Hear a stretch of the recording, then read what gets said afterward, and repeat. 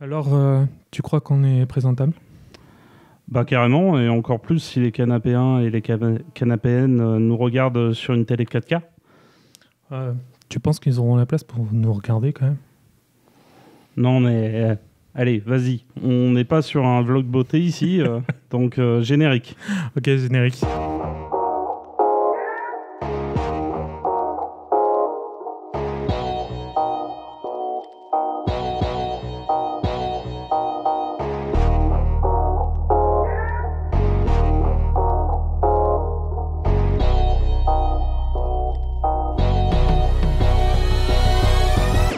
Salut Loulou. Salut Rouquin, ça va bien? Salut, bah ça va, merci. Salut les canapéens, salut les canapéennes. Salut tout le monde. Salut à tous. Merci d'être sur notre podcast, ça fait un plaisir. Et puis, pour ceux qui nous suivent, encore merci. Pour ceux qui nous découvrent pour la première fois, on va vous expliquer rapidement ce que c'est que Canapop. C'est clair. Deux amis qui sont passionnés de films, de pop culture en général, et qui permettent réellement, en fait, grâce à ce podcast, ça nous permet rapidement de pouvoir exprimer un peu tout ce qu'on voulait exprimer. Oui, voilà, sur des films qui sortent, des jeux vidéo qui sortent, des livres qui sortent. On essaye de parler de tous ces sujets-là. Et l'intérêt pour nous, c'est vraiment d'essayer de partager notre passion et de créer, on va dire, un lieu de discussion avec lequel on va pouvoir... avec lequel vous allez pouvoir interagir et pouvoir donner une nouvelle dimension, on va dire, aux jeux, aux livres, aux films, à la pop culture, auxquels on peut être confronté, auxquels on peut jouer. Ouais, c'est clair. Et puis tous les univers dans lesquels on va aimer aller. On doit remercier forcément ZGen, Génération Connectée, qui est l'association avec laquelle on travaille depuis novembre 2023 et qui nous accueille tous les mois pour qu'on enregistre nos podcasts. Presque un podcast par mois. Et qui a un vrai renfort technique. Ouais. Et émotionnel. Et émotionnel, évidemment. Et en plus, à chaque fois, on a avec nous Ludovic Meunier, c'est ça, qu'on affuble d'un nouveau déguisement, d'un nouveau sobriquet, pour essayer un peu de lui donner une place aussi au sein de cette aventure, même si lui, il est souvent sur le côté, on ne l'entend pas, mais c'est grâce à lui que tout ça fonctionne. Que tout ça fonctionne et que ça arrive jusqu'à vous. Et d'ailleurs, aujourd'hui, son petit surnom, ce sera le moine de Tripitaka. Oui, exactement. Moine Tripitaka. Tripitaka. Voilà. Excusez-moi, j'ai du mal à le prononcer. Qui est une sorte de sifu, quoi. C'est ça. On expliquera après pourquoi et tout ça, mais juste sachez que voilà. C'est une sorte de maître en kung-fu, tu vois. C'est ça. Ludovic, c'est ça. C'est le maître en kung-fu. La dernière fois, c'était le professeur Xavier. La fois d'avant, c'était le petit lapin blanc de Alice au Pays des Merveilles. Aujourd'hui, c'est un maître en kung-fu. Ce mec est doué de super pouvoirs. C'est ça. J'en suis persuadé. Exactement. Et merci aussi au président d'être là ce soir, ça fait toujours plaisir. Ouais. Voilà. Donc merci à tous, merci à vous, parce que sans vous, ce serait beaucoup plus difficile de pouvoir se discuter avec tout le monde. Parce que c'est vrai que nous, on fait ça dans l'intérêt d'en discuter, mais sans vous, les canapéens et canapéennes, ce serait plus difficile d'avoir une communauté. Et aujourd'hui, on en a une, donc on est vraiment très contents. Merci à vous. Exactement. Et là, ce mois-ci, on doit faire un hommage un peu particulier, un peu spécifique. C'est le moment de sortir les mouchoirs. À une grande voix du cinéma, du 7e art. Oui. Qui a fait Dark Vador. Ouais, qui a fait... j'ai oublié plein de noms. Mufasa. Oui, Mufasa. Voilà, j'allais y venir. Mais qui a aussi interprété Dol-Sadoum, le méchant dans le tout premier Conan le Barbare. Ah oui. C'est vrai. C'est ça. Donc, James Earl Jones, qui nous a quittés qui restera jamais dans nos têtes, c'est vrai, dans nos esprits, pour pour ses grandes performances d'acteur. Ouais, vocal et tout, c'était incroyable C'était un gars qui avait une présence à l'écran. Et c'est rigolo parce que pour le personnage de Dark Vador, il y avait quand même, je crois, trois interprètes différents. C'est ça, exactement. 3 interprètes différents à plusieurs reprises dans la trilogie originale et dans la... Alors lui, il a fait la voix dans les 3 premiers films. Dans les 3 premiers films. Dans les premiers films. Donc c'est lui qui a dit « Luke, I'm your father ». C'est ça. Et pour les fans de The Big Bang Theory, il était apparu dans un épisode spécial où il partageait pas mal de séquences avec Sheldon Cooper.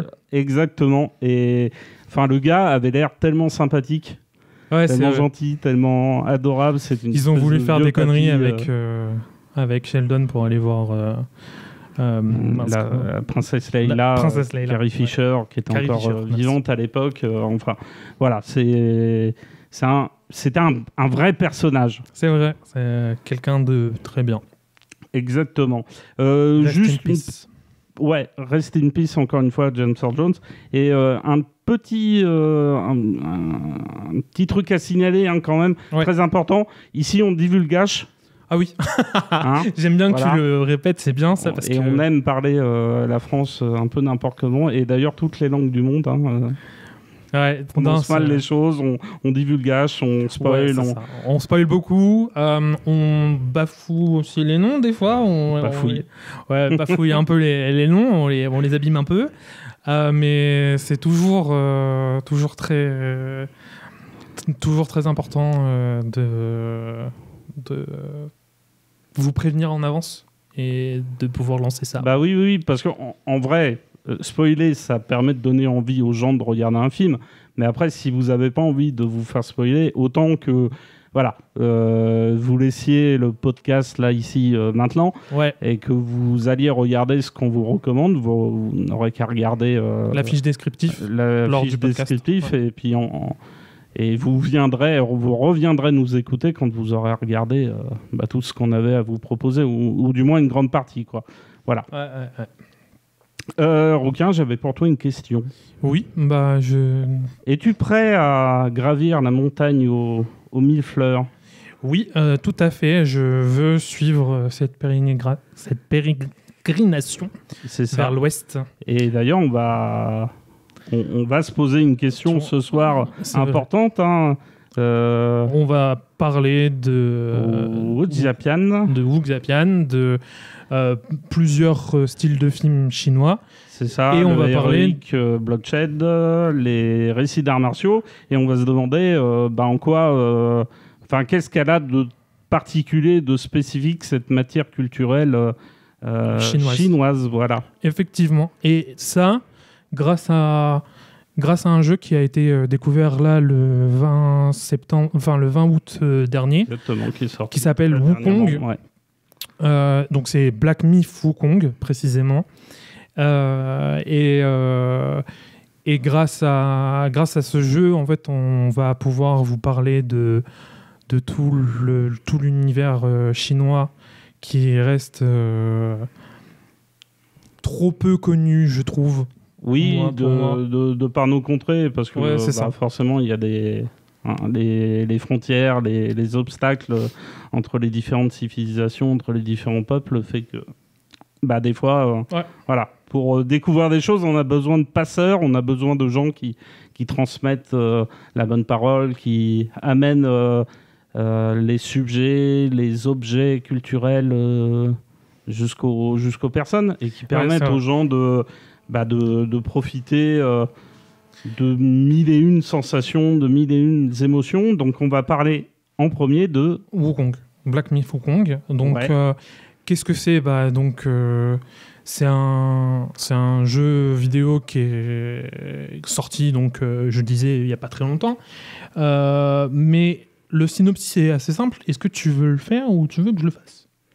Je peux le faire si tu veux. Donc c'est un jeu qui a été développé par un studio chinois, Game Science, un studio chinois qui date de maintenant déjà plusieurs années, qui avait créé plusieurs jeux avant ça. Et puis là, c'est vraiment son premier jeu, on va dire de catégorie AAA. C'est ça. Et c'est une adaptation libre du roman La pérégrination vers l'Ouest, qui est un fameux roman de la culture populaire chinoise, qui a été rédigé il y a déjà plusieurs siècles. Et dans ce jeu, le joueur incarne le héros Wukong et sera amené à revivre son périple, sa quête, sa pérégrination, en se confrontant à un certain nombre de créatures de la mythologie chinoise. Exact. Du coup, c'est marrant que tu me parles de pas mal de choses là-dedans, parce que tu as évoqué le AAA, donc pour les personnes qui s'y connaissent pas trop dans le jeu vidéo, le AAA, en fait, ça veut dire des choses et ça veut pas dire grand-chose. Je vous explique pourquoi. C'est assez simple. Le AAA, c'est j'investis 100 000 euros dans un jeu, il faut qu'il me rapporte 300 000 euros, ça c'est un AAA. Voilà. C'est ce qu'on attend d'un AAA, c'est qu'il va me rapporter 3 fois ce que j'ai investi dedans. Alors bien sûr, ça va montrer des qualités graphiques énormes, ça va montrer un travail et un savoir-faire énorme, mais c'est ce qui aujourd'hui caractérise le plus les AAA. Voilà. Et il y a d'ailleurs des quadruple A qui devraient pas tarder à arriver, dont plein de gens parlent aujourd'hui. On a GTA 6 qui devrait pas tarder à arriver et tout ça, mais ça sera pour autre chose et pour plus tard. Et pour le comparer à des termes, on va dire, qui qualifieraient des films et des titres de production cinématographique, le AAA, c'est vraiment le blockbuster vidéoludique, quoi. C'est ça. Le truc qui va casser la baraque et qui va tout emporter sur son passage. En théorie, on se dit très vite que si je suis en AAA, ça sera très vite rentable, tout le monde va aller le chercher, tout le monde va vouloir y jouer, tout le monde va en parler, et voilà. Et en fait, c'est ce qui est arrivé avec Black Myth Wukong. À la sortie de son trailer il y a 2 ans ou 3 ans maintenant, quand c'est sorti, le jeu a fait évidemment parler de lui parce que c'est un jeu chinois, et c'était important que tu dises que la boîte existe depuis pas très longtemps et que la boîte a fait quelque chose qui n'est pas dans leurs habitudes. En fait, pourquoi on dit ça ? Parce que les jeux chinois, habituellement, c'est des jeux sur téléphone. C'est du jeu mobile. Et ça a été fait parce que Tencent, donc c'est une multinationale énorme en Chine qui contrôle tout, vraiment tous les domaines. Ils ont du Paylib, ils ont tout réinventé à eux-mêmes. Enfin voilà, c'est n'importe quoi. Ils sont vraiment au top du top, on va dire. Eh bien, ils se sont dit un jour, on va créer quelque chose d'un peu différent. Et donc, est venu le studio Game Science. Et ce studio Game Science, eh bien, c'est pas rien. Parce que le jeu a, à lui seul, en 3 jours, ramené 10 millions de dollars à lui seul, en fait. Et c'était jamais vu dans les jeux auparavant, dans les jeux de style chinois, parce qu'il y a eu un autre jeu qui a essayé de percer, et qui a percé, beaucoup de gens le connaissent, qui s'appelle Naraka Blade Point, qui était un jeu de combat à l'épée et en mode, comment on appelle ça, à la Fortnite, donc c'est un Battle Royale, voilà, donc, qui te met vraiment dans l'univers chinois. Tu vas jouer des personnages qui sont tirés de la mythologie chinoise, tu vois. D'accord, ouais. Et ça, c'est plutôt stylé, c'est vraiment cool. Moi, je sais que c'est ma première claque où je me suis dit, putain, mais je veux plus de trucs comme ça chinois, tu vois. Ouais, parce je veux plus d'univers. Effectivement, parce qu'en plus, il y a l'habillage. Ah, mais oui, l'habillage esthétique, il y a tout qui va avec, il y a l'ensemble et l'histoire qui donne aux personnages et tout, c'est génial, j'adore. C'est ça. Et donc, moi, je suis vraiment pensé. Avec un gameplay, finalement, que tout le monde connaît, parce que le gameplay est très typé, on va dire. Enfin, oui, carrément. Très spécifique, très codifié. Ouais, parce que du coup, là, on se retrouve sur un jeu très simple où le principe, c'est juste d'anéantir 60 personnes qui jouent en face de toi, tu vois. Enfin, 59, parce que toi, t'es le 60e. Et d'être top 1. Donc, c'est plutôt cool, mais ça se joue avec des épées, ça se joue avec du corps à corps, ça se joue un peu au kung-fu. Et le jeu, à lui seul, a ramené 6 millions en 3 mois. D'accord. Okay. 3 millions en 6 mois, pardon. Donc, c'est vraiment genre pas beaucoup par rapport à ce que a fait Black Myth Wukong, qui lui a ramené rapidement 10 millions en 3 jours. Ça change quand même les choses. C'était vraiment un truc vraiment fou. C'est du Fortnite, c'est juste qu'au lieu de te taper avec une arme à feu, tu te tapes à la main et à l'épée, des fois au bâton, et là, le bâton c'est important parce que tu peux avoir le bâton le bâton sacré de Wukong. Exactement, qui fait partie du lore, du personnage de Wukong. Exactement. Et c'est trop fou parce que se retrouver avec ce bâton, c'était se dire ok, ça me touche, tu vois. Moi, ça me touchait. J'aimais déjà beaucoup Wukong de base parce que je l'avais rencontré dans League of Legends, parce que je l'avais rencontré dans les trucs de Dragon Ball Z, parce que plein d'autres choses me l'avaient déjà montré et que je m'étais un petit peu intéressé. Mais du coup, je trouvais que ça, c'était cool. Mais pour revenir sur Wukong, voilà, est-ce qu'on peut parler un peu du gameplay? Parce que c'est vrai que c'est un jeu très, très spécifique dans son articulation, dans son architecture, on va dire. Il est incroyable pour plein de choses. Découpé en plusieurs chapitres. Ouais. Ils sont chacun des mondes à part entière. Exactement. On pourrait dire des mini-mondes, mais le mot est faible, parce que on aurait tendance peut-être parfois un peu à s'y perdre aussi. Ouais, alors oui et non. Pour avoir joué, donc j'ai pas fini le jeu encore pour l'instant, mais pour avoir joué un peu à ce jeu, donc à Black Myth Wukong, il y a bien 4 univers qui vont être décollés. Au début, on va commencer dans une montagne, enfin au bas d'une montagne, donc on va être plutôt dans la forêt et tout ça. Le deuxième, c'est du désertique. Du désertique. Et le troisième, ça va être de la montagne enneigée. Et en fait, chaque monde dans lequel on va voyager vont être du semi-ouvert. Et en fait, ce qui est incroyable dans ce jeu, et qui est fou en même temps, c'est que on se retrouve dans un semi-ouvert. Donc ça veut dire qu'on va avoir des murs invisibles qui vont nous bloquer. En fait, on va vouloir avancer et notre personnage va rester bloqué parce que y a un mur invisible qui nous bloque et on va devoir aller ailleurs. D'accord, ouais, très bien. Je sais que ça peut frustrer certains joueurs. Ouais, c'est ce que j'allais te dire. Effectivement, ça pourrait en frustrer. Ça m'a frustré au début, tu vois, parce que je me suis dit... En fait, ce qui est frustrant derrière ça, c'est qu'ils ont été tellement loin dans le développement graphique que derrière ce mur invisible, ils te montrent encore de l'univers. Tu vois, tu pourrais encore te déplacer pour au moins... je sais pas, peut-être 10-15 pas de plus, tu vois, et tu pourrais encore voir du paysage. Et en fait, il te bloque des fois un peu trop vite, où tu te dis, j'aurais voulu aller aussi un peu plus par là, mais c'est pas grave, parce que, en fait, cette frustration, elle s'enlève assez vite quand tu te balades. Tu vas rencontrer des ennemis faibles, des ennemis assez légers, on va dire, même si, attention, je tiens à le dire, les ennemis légers, des fois, ils peuvent vous mettre KO.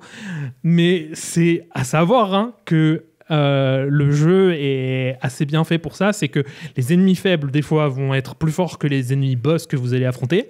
Mais des fois, c'est tout l'inverse. Les boss sont vraiment difficiles à affronter.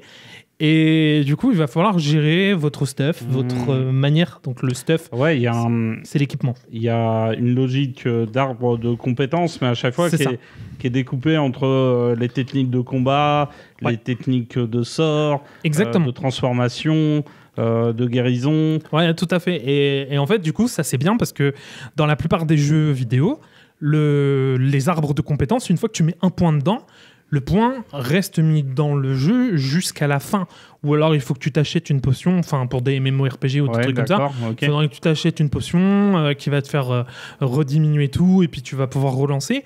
Bah là, dans Wukong, ils l'ont fait gratuitement. C'est-à-dire que tu peux le redéfaire tout le travail que tu avais fait pour reconstruire en fonction des boss ou des adversaires que tu as en face de toi. Donc, et ça, c'est génial. Tu repars pas complètement à zéro exactement. Dans la mécanique du jeu. Exactement. Et ce qui peut faire peur à beaucoup de joueurs quand on parle de Black Myth Wukong, et ça c'est un vrai poids pour ce jeu, c'est qu'on appelle ça un Souls-like. Et donc pour ceux qui ne sont pas initiés aux jeux vidéo, le Souls-like c'est un système de jeu de difficulté. Enfin, c'est un jeu ultra difficile dans le monde du jeu vidéo. C'est Dark Souls, c'est plein de jeux de ce genre-là. Et le fait qu'il soit si difficile, c'est parce que les mécaniques sont lentes, parce que les monstres adverses sont très brutaux, parce que vous avez une vie très faible par rapport aux coups qu'on va vous mettre. Bref, tous ces points-là sont retranscrits dans Wukong, mais à une manière un peu différente. C'est-à-dire que c'est un Souls-like vraiment très très léger, et je pense qu'il est abordable par tous. Je dirais pas qu'un enfant de 4 ans puisse y jouer, d'accord, mais en vrai, il n'est pas ultra difficile comme tout le monde pourrait l'entendre. Parce que le fait de mourir et de revivre... Moi, j'avais plusieurs questions à te poser, hein, justement.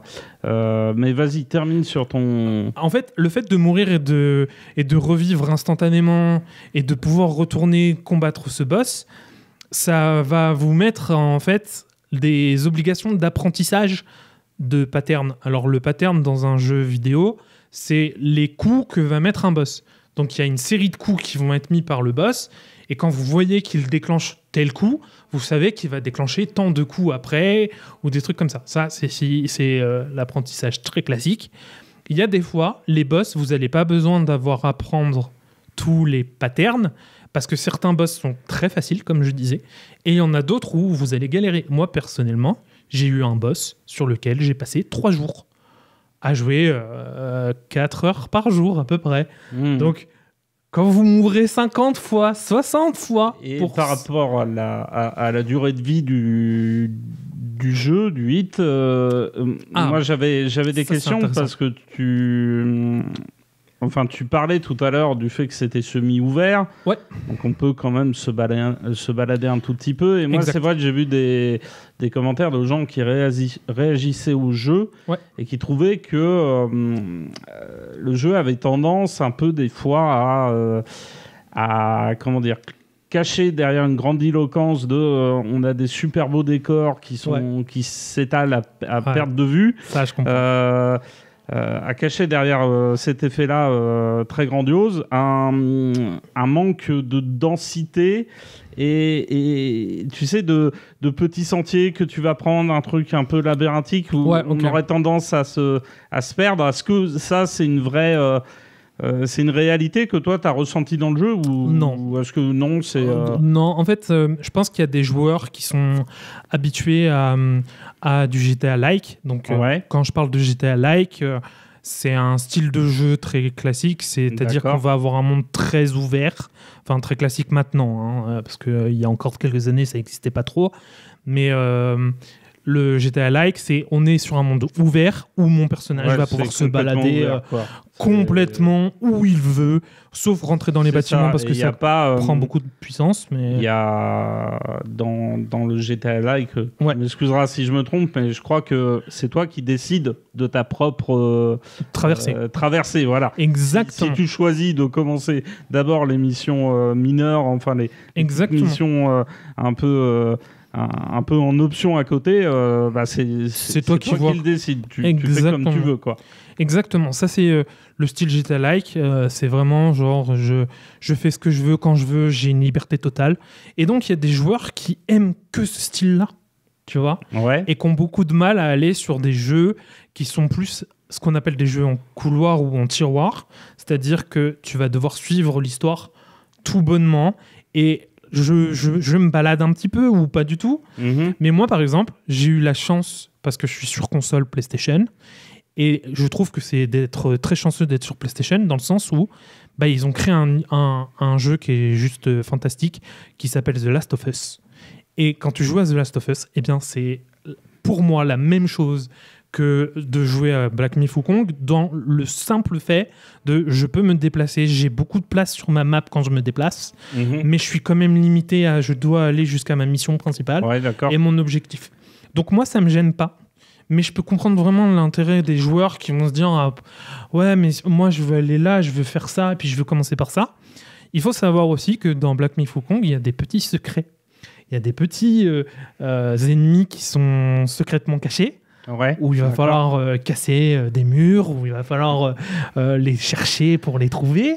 Et est-ce que, justement, le jeu n'hésite pas un peu entre le jeu de type à couloir et le jeu ouvert, qui aurait tendance, justement, à vouloir te perdre et à vouloir t'emmener des fois sur des sentiers où il n'y a pas trop d'intérêt, tu vois, où tu vas aller chercher des choses qui sont mais vraiment purement optionnelles, et puis des fois la pirouette va se répéter 4-5 fois, quoi, et tu vas toujours tomber sur des coffres qui sont cachés dans le lointain, mais où finalement c'est vraiment un truc... juste un truc qui va te rajouter par exemple un style un peu différent sur ton personnage. Au final, je vois ce que tu veux dire. Ça va pas plus loin que ça, quoi. Eh bien, je pense sincèrement que tout l'intérêt du jeu, c'est justement pas de pouvoir se déplacer de ouf et de partir n'importe où et de faire n'importe quoi, parce que tout l'intérêt de ce jeu, c'est de suivre en fait l'histoire de Wukong. Alors, pour dire vrai, c'est pas Wukong que vous jouez, c'est un possible descendant de Wukong. Et ça change tout. C'est pour ça que de base, vous êtes nuls. C'est pour ça que de base, vous vous faites éclater tout le temps.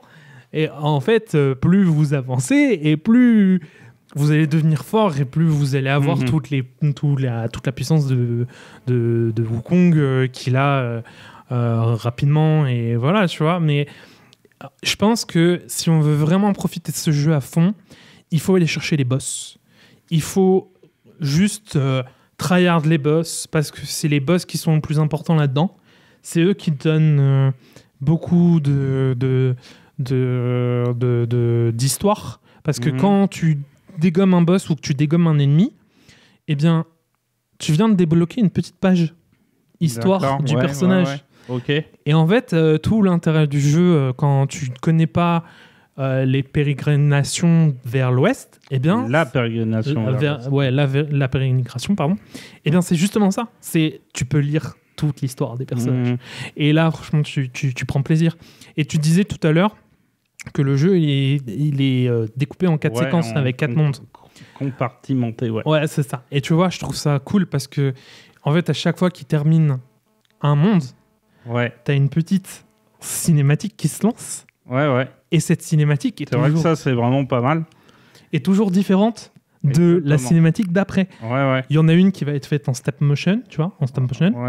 Donc pour ceux qui connaissent pas, c'est de l'enregistrement image par image. Enfin, de l'animation image par image, avec des petites marionnettes en pâte à modeler, c'est ça, qui ont des squelettes en métal, et ça permet de faire des mouvements. Entre chaque photographie, de bouger la marionnette d'un tout petit millimètre ou tout petit centimètre pour justement la faire bouger progressivement. Et d'ailleurs, les films, les petits courts-métrages d'animation, vous allez les trouver sur Internet. Ils ont été mis à disposition sur YouTube. Il faut aller les voir parce que c'est vraiment des œuvres d'art dans l'œuvre d'art. Exactement. C'est vraiment un truc à part entière au sein du jeu vidéo. Au sein de ce jeu-là plutôt. Et l'autre truc intéressant, c'est que le jeu se base quand même beaucoup sur la mythologie chinoise. Donc tu vas avoir des estampes pour représenter en fait chaque ennemi, chaque créature que tu vas rencontrer. Les estampes, c'est cette façon de dessiner, de dessiner, de représenter de la gravure, des scènes de vie, des représentations mythologiques, mais avec un trait super fin, des couleurs un peu à l'eau. C'est clair. Et c'est vraiment super cool. Et on a l'impression comme ça d'être un peu quelque part dans dans un palais à Pékin, dans la cité interdite, totalement. À la découverte comme ça d'images subliminales, d'images un peu archétypales, et c'est vraiment super intéressant, quoi. Et en fait, du coup, c'est ça qui donne tout l'intérêt du jeu aussi, tu vois, parce que je comprends les joueurs qui veulent jouer et qui veulent juste profiter du personnage et du gameplay du personnage, mais en fait, l'intérêt là-dedans, c'est l'histoire qu'il propose. Et toute l'histoire, elle n'est pas développée sur juste le combat qui va être fait, même si ça aide vraiment beaucoup. Tout ce qui va être vraiment utile, c'est tout ce qu'il y a autour. Donc les estampes, comme tu disais, mais aussi, à la fin de la petite cinématique, on a un tableau. Et dans ce tableau, donc c'est un tableau style chinois, donc avec des dessins à la chinoise et tout, c'est vraiment très joli. C'est une sorte de dessin en aplat là. Ouais, c'est ça, exactement. C'est vraiment trop beau, c'est trop génial. Et en fait, on va avoir un curseur qui nous permet de nous déplacer dessus pour aller sur un personnage ou non. Et quand on tombe sur ce personnage, on a une histoire de plus qui est racontée par un conteur. Et moi, je trouve ça juste génial, tu vois. Je pense que j'ai passé le plus clairement de mon temps... Mais c'est génial. Là-dessus. Vraiment génial. Hein. Que sur les combats. Bon, après, s'il y a eu quand même un combat où j'ai fait 3 jours, c'était un peu long. Mais dans l'idée, c'est quand même là-dessus que je passe le plus clairement mon temps. D'accord. Voilà. C'est vraiment super cool, ça. T'as d'autres choses à raconter sur le jeu Eh ben, les joueurs doivent s'en rendre compte aussi là-dessus. C'est que, contrairement à un Souls-like classique, donc j'expliquais tout à l'heure ce que c'était que le Souls-like, celui-ci, il a un gameplay très énervé. Et quand je dis un gameplay très énervé, c'est-à-dire que dès que vous faites un coup, vous sentez que ça y va tout de suite et que même votre adversaire, il va y aller à fond les ballons. En fait, vous n'avez pas le temps. En plus, il n'y a pas de difficulté, il n'y a pas de niveau de difficulté. Tu peux pas choisir de te mettre en facile ou en difficile ou autre. C'est juste, tu joues dans cette difficulté-là, quoi qu'il arrive. Mais la difficulté, si je ne m'abuse, elle n'est pas non plus insurmontable. Exactement. Elle est présente. Exact. Et ça permet de donner du sel, du piment à l'ensemble, mais au final, au bout d'un moment, tu finis aussi par retourner le jeu. C'est aussi une question de faire des combinaisons avec des armures, avec des potions, éléments, des potions et ton style de combat. Oui, voilà, de te faire un peu creuser le jeu en n'étant pas simplement que dans l'action, mais en essayant aussi de comprendre l'ennemi qui est en face et comment tu peux le combattre. Un peu dans l'idée du talon d'Achille, quoi. Bah ouais, c'est ça, parce que moi, par exemple, le personnage où je disais j'ai passé 3 jours dessus, le personnage, sur les 3 jours, je me suis battu contre lui, je pense 2 heures et 2 heures, hein, donc j'ai dû faire 6 heures dessus réellement. Les 2 premières heures, j'ai testé une manière de combattre. Les 2 heures d'après, j'ai retesté une nouvelle manière. Et les 2 dernières heures, je me suis dit, il faut changer les choses encore. Donc, j'ai encore changé. Et puis, je me dis, ça marche toujours pas. Et puis là, je rechange encore un truc au dernier moment. Et puis c'est là où il y a le déclic. Et c'est là où le peu de vie qui lui est resté toujours, je l'anéantissais pas. Là, je l'ai anéanti et la fierté, elle est là. Et tu te dis, putain, mais c'est ça qu'on veut attendre, en fait. Ça fait... je suis à 30 heures de jeu dessus. Alors, pour les meilleurs joueurs, pour ceux qui sont habitués à ce genre de jeu et tout, ils l'ont poncé en 20 heures. D'accord. Ça, c'est vraiment... Ok. C'est des joueurs qui ont fait que du gameplay et qui se sont pas attardés sur l'autre truc, tu vois. Moi, j'ai mis 30 heures dessus en y allant tranquillement. Mais c'est bien aussi de s'attarder sur quelque chose, de le laisser te submerger. Exactement, m'imprégner. T'imprégner de toute cette, substance, de tout ce contenant qui est là. C'est clair. Là, j'étais sous tes mains, quoi. J'étais obligé de m'imprégner parce que c'est un jeu que je voulais vraiment pas rater et je suis trop fier d'être dessus. Et voilà, quoi. Donc, c'est sorti le 20 août dernier, donc le 20 août 2024. Et c'est dispo sur PlayStation 5 et sur PC. Superbe. Ok. Voilà. Et que en dématérialisé de ce que j'ai compris. Malheureusement. Donc, 75 boules, pam, d'un coup. Ouais. Ça, c'est un peu le problème du dématérialisé aujourd'hui et de tous les, les trucs qui sont sortis. D'ailleurs, c'est ça.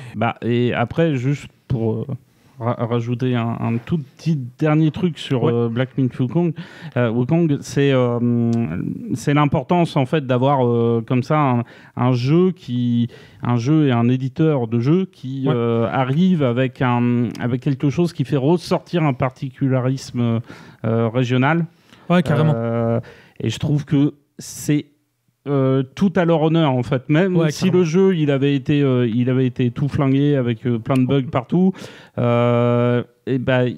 y aurait eu au moins cette particularité là, et moi je trouve que c'est super important d'avoir des éditeurs de jeux qui font des choses qui sont propres, on va dire, à une région du monde, à une culture spécifique à un pays, parce que nous ici on a Ubisoft, mais c'est vrai que la France, par exemple, enfin nous, on est un peu les champions d'avoir laissé derrière nous des fois toute notre culture pour patrimoniale, toute notre culture tout notre patrimoine culturel. Voilà, j'avais du mal à sortir le mot, mais enfin, c'est dommage parce qu'on aurait pu faire, je sais pas moi, des point and click sur la bête du Gévaudan. Ouais, c'est vrai. Un bon petit jeu d'horreur là-dessus, ça pourrait être sympa. C'est ça aussi.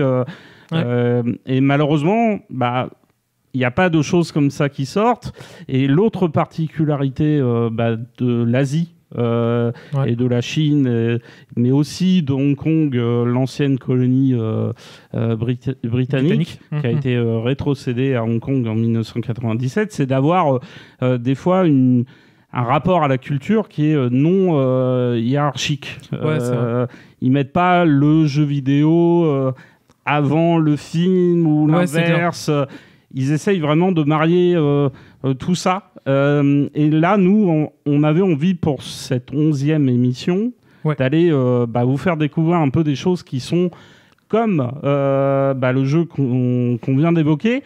Mais voilà, dans le cinéma, on reparlera un peu de jeux vidéo tout à l'heure aussi à la fin. Mais on n'oublie jamais.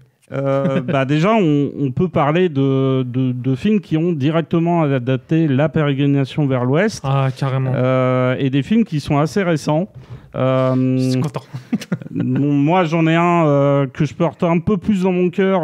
C'est pareil pour toi, Rouquin. De ton côté, il y en a un que tu préfères à l'autre. On va commencer par The Monkey King. The Monkey King, incroyable. Incroyable. C'est réalisé par Tsui Cheng, excusez-moi. C'est un réalisateur dont on a pu découvrir le travail en France dernièrement parce qu'il a fait City of Darkness, Twilight of Warrior, qui est un super film de kung-fu. Et là, avec The Monkey King, c'est un peu le grand film, on va dire, épique. En 2014, sorti en 2014, si mes souvenirs sont bons. C'est ça. Avec Donnie Yen comme personnage principal qui va jouer Wukong. Et donc on va suivre son histoire de quand il est enfant jusqu'à ce qu'il devienne la légende du roi singe, du coup. C'est ça. Et donc là, c'est le personnage de Wukong est vraiment le personnage principal. Exact. Parce que dans la pérégrination vers l'Ouest, le personnage principal, c'est Tripitaka. Donc petite référence à notre moine, le fameux moine bouddhiste c'est ça. qui a traduit des sutras. Et c'est un vrai personnage historique. Exactement. Et il est très proche des dieux. C'est ça, il est très proche des dieux, mais dans The Monkey King, le personnage principal, c'est Wukong. Et c'est une histoire un peu entre le comique, le tragique. Ouais, c'est vrai. Il y a un peu de tout. Il y a une aventure, forcément. Donc, on retrouve vachement d'aventure. En fait, je dirais que moi, ça me fait un peu penser à du Indiana Jones, tu vois, en style aventurier, comique, tragique. Ça allie un peu tout ça. Tu retrouves le fameux schéma du du voyage du héros, c'est ça, qui avait été théorisé par Joseph Campbell dans les années 1940, et où il expliquait que tu sois en Chine, en Amérique, en France au Moyen-Âge, la façon de construire les héros, elle est toujours plus ou moins la même, c'est ça. Et ça suit toujours plus ou moins le même schéma. Et là, c'est pareil, on a l'appel de l'aventure, le personnage, on vient de chercher, on lui dit, est-ce que tu peux partir à la découverte de tel monde, est-ce que tu peux te rapprocher de tel maître en kung-fu pour pouvoir développer tes capacités, et puis là-dessus il va rencontrer des alliés, des méchants, des monstres, parce que dans ce film-là il est opposé au roi Buffle, qui est joué par Aaron Kwok, qui est aussi une grande star là-bas dans le cinéma hongkongais et chinois. On l'avait vu dans plusieurs productions, et il jouait notamment un petit rôle dans City of Darkness. Mais il y a aussi Chow Yun-fat. Lui, on connaît pour avoir été un peu l'alter ego de John Woo dans énormément de films d'action. On l'appelle là-bas, je crois, le Alain Delon chinois. C'est rigolo parce qu'il a une carrure comme ça très droite. C'est un personnage qui est assez digne, assez haut. Et donc, on va avoir une histoire de trahison entre dieux, de guerre entre dieux. Il y a des combats dans les nuages. C'est génial en plus. Graphiquement, il envoie vraiment, il envoie du steak. Totalement. Le personnage de Donnie Yen est presque méconnaissable dans son attitude, parce qu'il a une vraie attitude simiesque. Ils l'ont... D'ailleurs, pour certaines personnes, parce que j'en avais parlé avec certains de mes amis, ils me disaient qu'ils n'avaient pas aimé parce que ça le tournait au ridicule. Mais en fait, je pense que le fait de le rendre simiesque comme ça permet en fait de se rendre compte qu'on était bien sur un roi singe, et qu'on était bien sur un humain, un pseudo-humain, en fait, un singe qui ressemble à un humain. Exactement, ouais. Au plus haut point, et qui, dans cet univers-là, lui, ce qu'il recherche, c'est le calme, la sérénité, et il va se retrouver à devoir faire des choses pour retrouver un calme. Sauf que plus il fait quelque chose, et plus la tempête s'agrandit. Oui, parce que il y a l'idée de la tragédie, donc on sait dès le début du film que ça va mal se passer, et que ça va un peu déraper, ça va même beaucoup déraper au fil du film. Et moi, ce que j'aime bien dans ce film-là, c'est qu'effectivement, il y a ces costumes-là qui font un peu ridicule au premier abord, quand on voit le film pour la première fois. Et en fait, c'est incroyable parce que le film, rapidement, nous emporte et nous amène vers quelque chose qu'on n'avait pas forcément imaginé, qui est une sorte... Alors, c'est très propre à la tradition des films hongkongais. Hein. C'est très poétique, mais c'est de la poésie avec, on va dire, un millefeuille d'émotions. Il y a vraiment différents niveaux de... Il y a un truc très burlesque dans la comédie. Il y a vraiment des moments où le roi singe... c'est surjoué. Le roi singe se permet de faire des blagues. Dans des moments où il faut vraiment pas. Hein, et de jouer, on va dire, comme un enfant avec des choses. Et ce qui est super bien, c'est que le film ne se permet jamais de juger ça. Il le prend vraiment avec énormément de naïveté. On a l'impression de...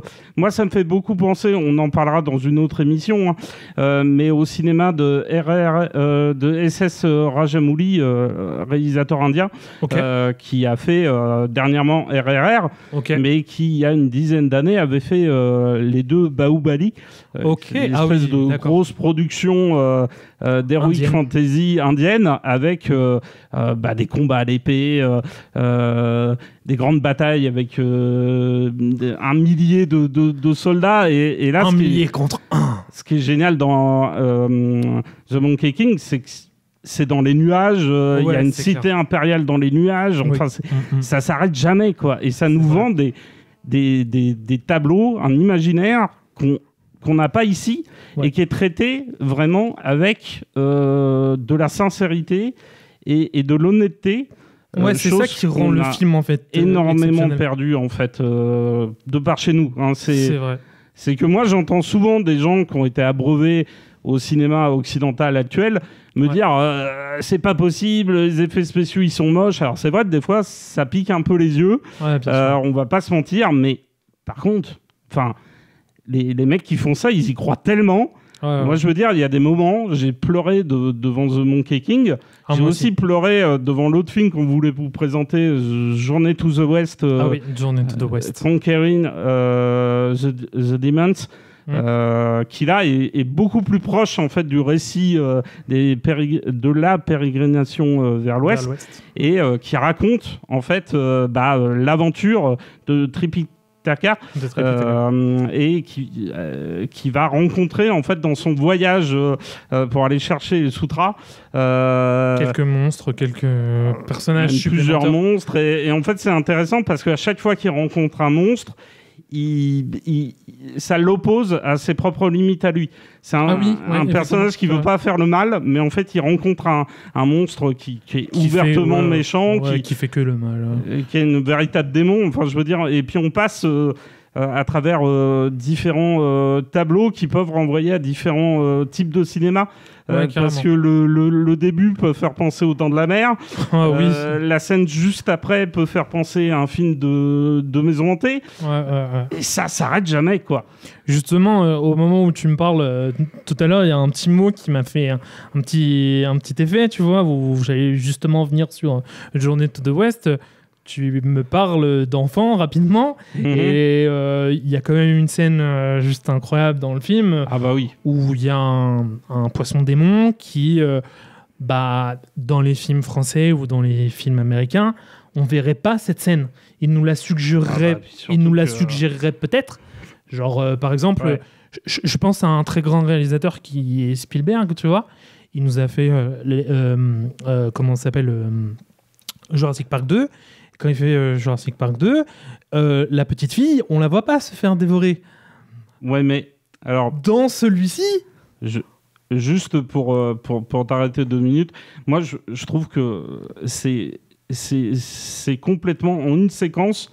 Stephen Chow, le réalisateur, donc, arrive complètement à rendre hommage en fait à Spielberg parce que, je veux dire, il fait ce que Spielberg faisait sur toutes les Dents de la Mer, mais lui, il le fait en un quart d'heure de temps. Il passe de la comédie burlesque. Enfin, je veux dire, il y a un moment où tu as tous les villageois qui se disent on va aller tuer le monstre.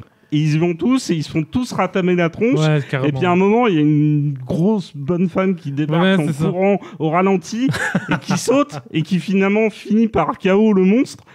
Et mais qu'est-ce que je suis en train de regarder? Et juste derrière, il y a un personnage assez central, on va dire, qu'on n'imaginait pas se faire dévorer, qui se fait dévorer. Donc on passe au tragique, au dramatique, et ça s'arrête jamais, et ça défile comme ça, et c'est comme ça tout du long du film, et on retrouve le personnage de Wukong plutôt sur la deuxième partie du film. C'est ça, et pas dans les meilleures versions qu'on a de Wukong en fait, parce que là on le voit vraiment comme le démon primordial, limite, c'est the démon le plus puissant, le plus tout ce que vous voulez.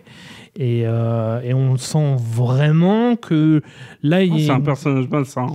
Et on sent aussi il joue des doubles jeux et tout. La différence de puissance réelle entre eux, tu vois, parce que t'as vraiment à chaque fois, comme tu disais tout à l'heure, où on se retrouve avec le poisson démon qui balaye tout le monde et tout, mais tu vois la touche humoristique qui vient pour mettre KO le poisson, alors que là c'est pas une touche humoristique, c'est une touche dramatique qui vient mettre KO Wukong dans la fin du film. Alors, moi, je trouve qu'il y a quand même des petits moments un peu comiques avec Wukong, parce que l'acteur Yang Po, il joue vraiment Yang Bo, il joue vraiment le roi singe, mais avec enfin, on sent que c'est un personnage qui est intéressé, qui fait les choses à dessein. Hein. Ouais, c'est ça. Il sait que le moine vient pour le libérer de sa prison, donc il en joue. Et il essaie de jouer on va dire, de la naïveté de ce personnage qui est très pur, qui est très innocent. Et ce qui est bien dans ce film-là, c'est qu'on ressent beaucoup plus que dans The Monkey King là, l'héritage du théâtre et de l'opéra chinois. Ouais, c'est vrai. Avec un film qui est découpé comme le jeu dont on parlait tout à l'heure. En plusieurs séquences, en plusieurs tableaux. Ouais, et tu as vraiment l'impression que c'est une scène. C'est une scène et les mecs ont réussi à poser le décor. Et à recentrer le film en fait sur un ensemble de décors qui veulent tous dire quelque chose et qui font tous avancer l'histoire d'une façon très précise. Et chaque personnage est rattaché en fait à ce décor. Et enfin, moi j'aime beaucoup un décor. J'aime beaucoup un décor là-dedans, c'est le décor où on voit pour la première fois le mec tigre. Tu vois. Oui. Ce décor-là, je l'ai trouvé fascinant. Je n'ai pas d'idée, alors que juste avant, on a quand même le démon cochon. Enfin, l'ambiance, l'auberge. Je la mettrai un jour. Je la mettrai un jour dans mon jeu de rôle. Je préviens toutes les personnes qui me connaissent et qui jouent avec moi. Vous allez voir. Mais un jour, ça sera dedans. C'est obligé. Le décor, il est violent, il est hardcore, mais celui où on vous découvre le tigre pour la première fois, pour moi, il est mystique. Tu vois. Il t'imprègne d'une énergie qui est phénoménale. Et en plus, tu vas rencontrer 3 grands personnages importants. Importants. Des personnages secondaires qui vont devenir importants dans l'univers, mais voilà. Et puis un beau moment, parce que moi j'aime aussi beaucoup ces films-là pour, on va dire, la séquence chantée de pop chinoise, cantonaise, avec l'actrice. Avec l'actrice, c'est Shuki. Qui chante, je crois que ça s'appelle La berceuse sous la lune ou La berceuse de la lune. Enfin, c'est un truc complètement... on vous la mettra en description. Ça met le film en suspension et enfin, c'est génial, quoi. C'est le genre de chanson, tu y reviens régulièrement parce que tu te dis... et ça avait quelque chose, quoi. Surtout le moment... En plus, j'adore que tu me parles de ça parce que dans les prochains films dont on parlera, on devra parler de ça encore. Encore. C'est génial, tu vois. Je sais pas si tu avais fini avec... moi j'ai avec Journée to the West. Plutôt bien fini. Le problème, c'est que c'est des films qui sont très difficiles à voir. Ouais, c'est vrai. Vous ne pourrez pas les trouver en DVD édition en France. Il me semble en France, mais vous arriverez à les trouver dans des éditions à côté. C'est ça. Il y a quelques petits malins. Qui sont des partageurs très généreux. On en dira pas plus. Merci un petit peu, mais voilà, c'est ça. Mais on va passer à un autre genre et un genre qui est pas très éloigné finalement, je trouve. Qui est très très proche. Le Wuxiapian. Exactement. Et le Wuxiapian, qu'est-ce que c'est ?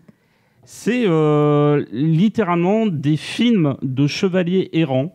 Ouais. Ça raconte pas ni plus ni moins que des quêtes avec en personnage principal un épéiste doué en kung-fu qui part à l'aventure et qui va rencontrer un certain nombre d'adversaires. Alors il y a des films qui sont un peu plus réalistes que d'autres. Je pense notamment aux 3 royaumes de John Woo, au film de Chang-Chi, Un seul bras les tue à tous, et c'est un film assez, ou même assez mythique. Ou encore il y a chambre de Shaolin. Alors, 36e chambre de Shaolin, c'est un film de kung-fu, vraiment.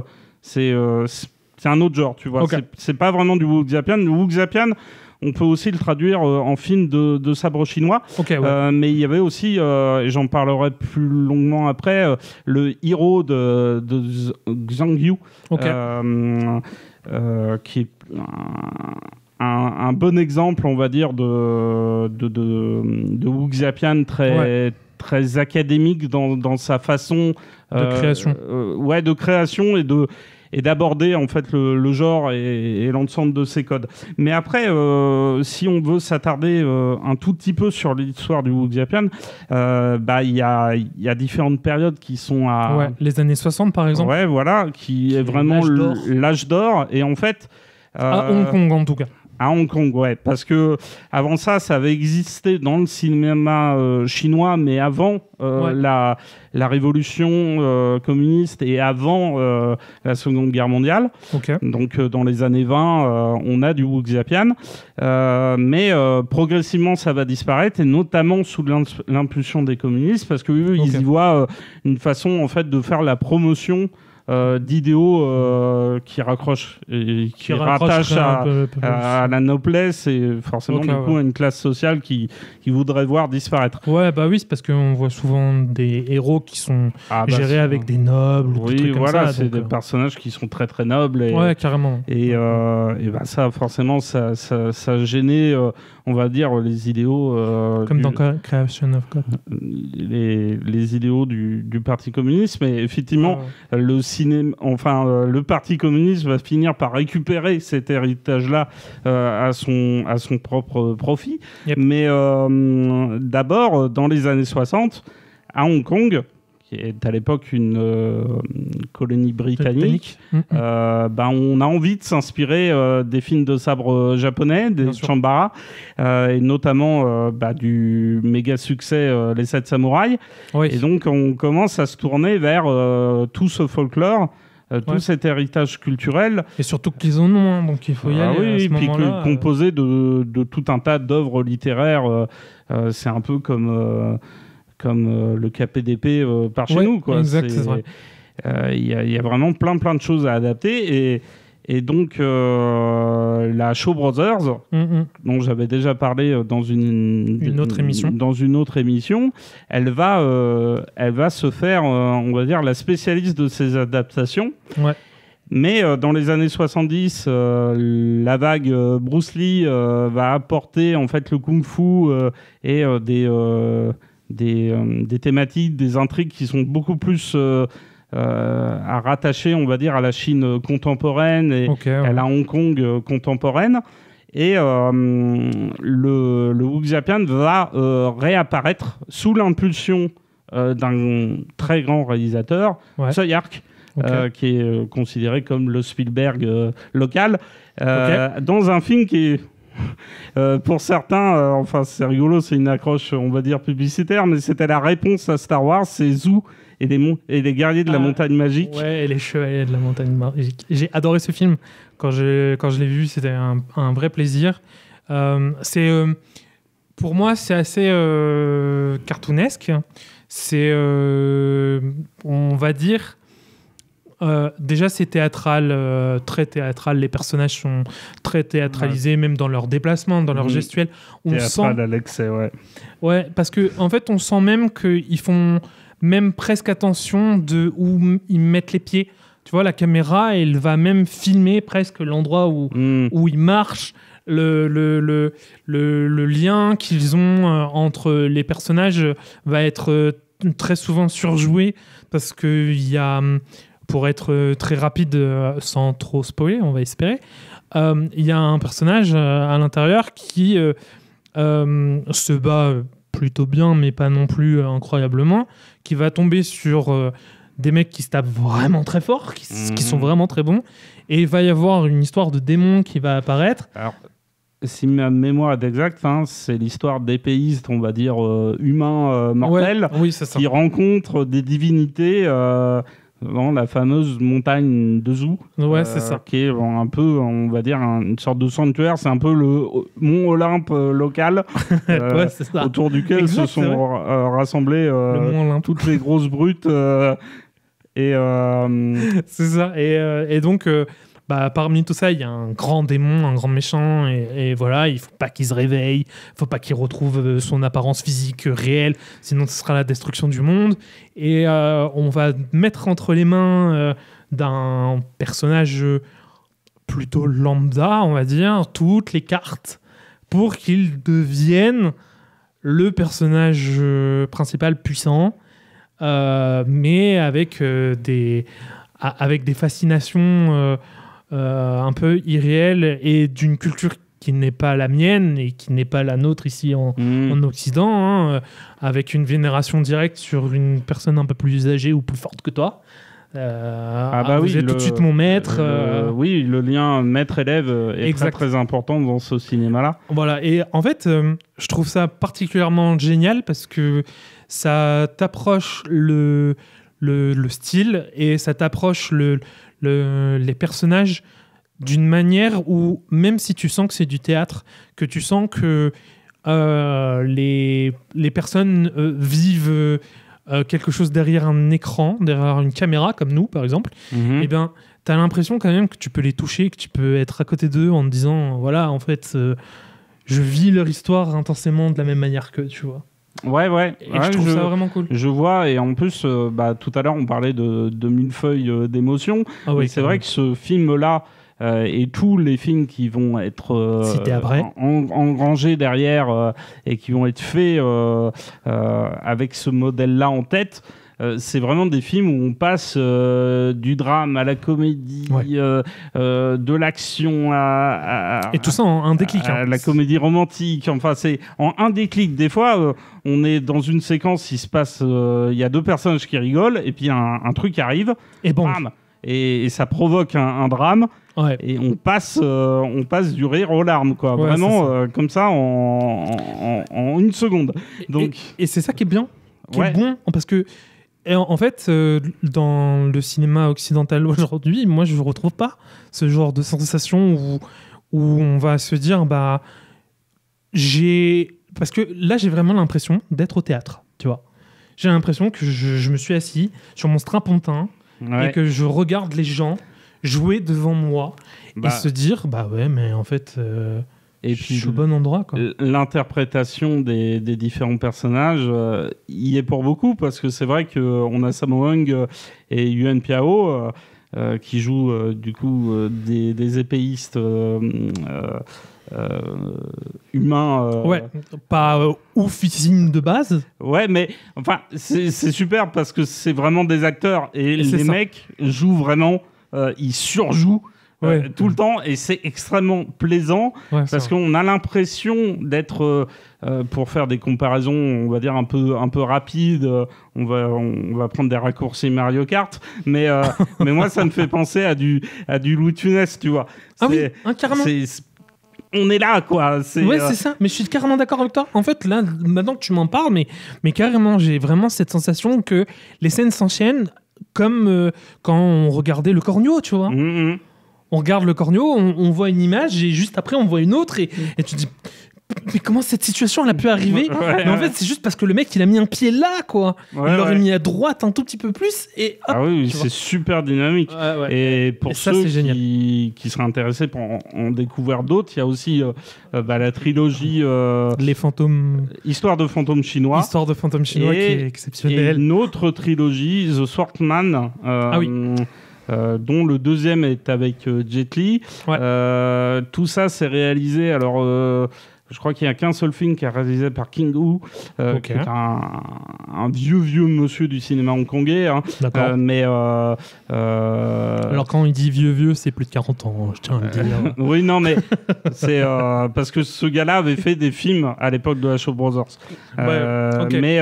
Les autres films sont réalisés par Ching Tsu-tung. Et Ching Tsu-tung, on sent que comme Tsui-hark, il est inspiré par, on va dire, le cinéma de Sam Raimi, tu vois. C'est un cinéma un peu de comic book, ça va hyper vite, la caméra, elle est à ras du sol, alors que dans les films de King Hu ou dans les films de Chang-Chi, on est plus à une hauteur d'homme.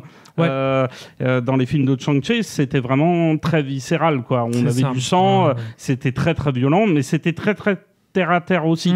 Alors que là, les personnages, ils sautent, et ils tapent contre un mur avec leurs pieds, et ils s'envolent vers les poutres de la maison, pendant que les autres font des roulades par terre, et on se demande comment ils font pour se déplacer. Enfin, et on a l'impression d'avoir affaire à quelque chose qui est tout le temps en mouvement, de la danse en permanence. Ah, c'est virevoltant, quoi. Et malheureusement, ça s'est un peu perdu. Et ça s'est un peu perdu pourquoi ? Parce qu'au bout d'un moment, la Chine a récupéré Hong Kong et a récupéré ce savoir-faire-là, mais en essayant de le remodeler. De le brider un maximum. Là, cette année, pour ceux que ça intéresse, il y a eu Creation of the God. Très bon film. Un gros film chinois, hein. Moi, je sens un peu quand même qu'on aurait tendance à retenir, tu vois, tout ce qu'il y avait dans les autres. Mais ça me fait aussi penser à Hero, du coup, de Zhang Yimou, dans lequel on sentait que, on fait le film pour un public occidental. D'accord. Et on essaie de le faire pour le plus large public possible, parce que on n'a pas beaucoup parlé de The Swordsman 2 par exemple. Il y a carrément une histoire d'amour entre un homme et un personnage transgenre. Donc toi t'es là, pourquoi moi je vois ça aujourd'hui, et le film est sorti au début des années 90, quoi. C'est pas les mêmes mentalités qu'aujourd'hui. C'est clair, et en plus et c'est en Chine, faut voir, je veux dire, les Hongkongais, quoi. Les Hongkongais, c'est des malades, quoi, qui font des trucs, ils abordent des sujets, tu te dis quoi, vous faites comme ça, vous. Et puis ce qui est intéressant, c'est que finalement ça met aussi l'amende à l'amende des films actuels et des films occidentaux qui se voudraient ultra, dans l'air du temps. Dans l'air du temps, et aborder les choses de façon frontale et sans retenue. Mais les films hongkongais de cette époque-là, ils vont sans gants et ils s'en foutent, quoi. Et d'ailleurs, c'était un peu l'état d'esprit de l'époque, parce que quand ils faisaient un film, il fallait que ça soit réalisé, monté en moins de 6 mois, et ensuite derrière ça sortait, c'était balancé dans les salles. Ça prenait pas 1 an et demi pour faire un Twilight Non. Et puis les films en général avaient du mal à attendre les 2 heures, quoi. Encore une bonne période. Mais c'est hyper prenant. Après, vous pouvez regarder aussi Creation of the God, c'est pas mal. Franchement, c'est vraiment bien. Moi, j'ai passé un vrai bon moment devant. 2h30 de film, je crois, dans mes souvenirs. C'est cool parce que là, tout ce que vous voulez retrouver dans le Wuxiapian, pour les personnes qui sont pas des personnes averties et qui ont besoin d'une porte d'entrée nouvelle, tu vois. Moi, je pense que c'est la bonne porte pour y aller. Exactement. Et se dire, ok, je viens de voir un film qui avait un énorme budget, parce que là, le budget il doit être monstrueux. Franchement, pour moi, c'est un blockbuster, tu vois, le film. Et l'emmener au maximum, regardez-le. Vous allez kiffer si vous aimez le genre de film où les mecs se battent à l'épée, qui a une histoire d'amour, qui a des démons à l'intérieur, que vous aimez quelques retournements de situation, parce qu'il y a quelques petits moments où tu te dis « Ah, je pensais que c'était lui, alors qu'en fait, non. Hein ». Il y a pas mal de choses comme ça, vraiment très sympa. Et en plus, il y a une vraie histoire tragique. Faut le dire, il y a de la tragédie, donc franchement, allez-y. Ça sera peut-être votre porte d'entrée pour tout ce qu'on vous a parlé un peu avant. Et puis, regardez aussi Hero, parce que c'est un film qui est construit comme... moi, ça m'a fait penser, en le revoyant, à du Denis Villeneuve, donc le réalisateur de Dune. Les 2 derniers Dune. Moi, je suis pas très fan de ce cinéaste-là. Mais là, moi, ce que j'aime beaucoup chez le cinéaste chinois, qui a un peu une façon de faire similaire, c'est que il construit pareil, comme Stephen Chow dans Journey to the West. Hein, il fait des des tableaux. Chaque séquence est organisée autour d'un décor spécifique avec sa propre logique. Il y a une auberge sous l'eau, il y a une forêt avec des arbres aux feuilles complètement jaunies qui tombent en continu et il y a des personnages qui se battent dedans et c'est 2 femmes et elles portent des robes rouges et il y a un truc hyper visuel cool, quoi. Tu regardes ça, t'es vraiment soufflé. Comme dans Histoire. Et ça ressemble à des estampes chinoises. Donc c'est pareil, allez-y, il va y avoir du drame, il va y avoir de l'amour, de la trahison. Un millefeuille d'émotions. Alors là, non, parce que tu partiras pas vers la comédie. Mais par contre, tu seras soufflé, quoi, parce qu'il y a vraiment des grands moments où tu sens que... Enfin, t'as pas besoin d'en dire plus, t'as pas besoin que les personnages viennent te rajouter une couche de dialogue pour t'expliquer quelque chose. Non, tout est dans la mise en scène. C'est avec Jet Li, c'est avec Donnie Yen, donc et avec Tony Leung aussi et Maggie Cheung. Et c'est vraiment, enfin, c'est incroyable, quoi. C'est vraiment super bien. On passe à autre chose. Ouais, bah carrément.